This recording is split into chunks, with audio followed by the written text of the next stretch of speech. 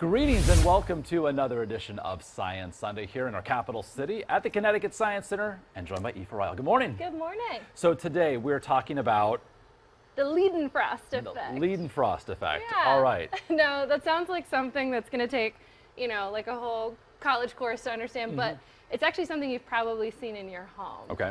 Like with a lot of kind of scientific effects, they're all around. I mean, science is everywhere. Yeah.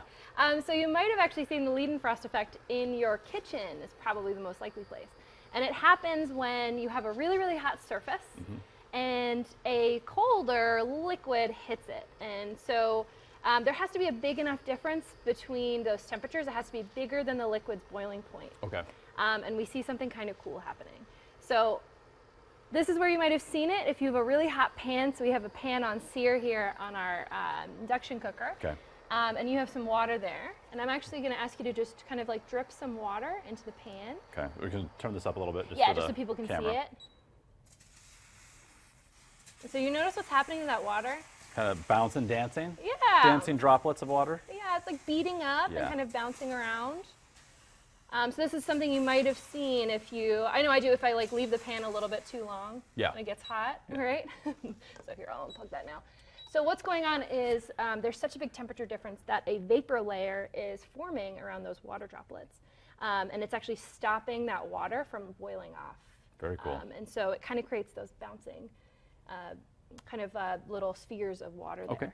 Now, it's not just water that does that. I do have some liquid nitrogen in this container here.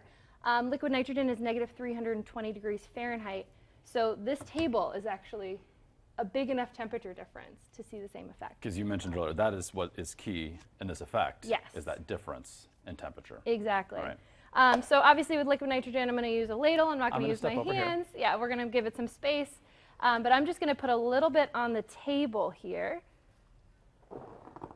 And you notice it kind of doing the same thing, right? Yeah.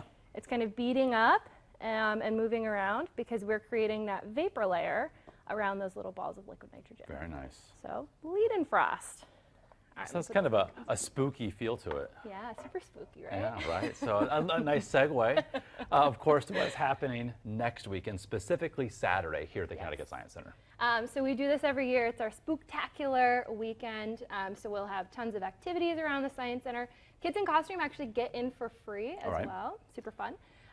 We'll have trick-or-treating around the Science Center. I think the Sanderson sisters. That's what I hear. Are coming too. Are they from 1993? We'll have to come and find Yeah, out. right. So, and activities are from 11 until 3 for the kiddos. Yes, and there's a breakdown of all those and more information on the website as well. And you can actually like trick or treat as you go through this. So you leave with candy. Yeah. Oh, that's pretty awesome. Super fun. All right. Aoife, thank you so much. And of course, we'll see you for another edition of Science Sunday next weekend.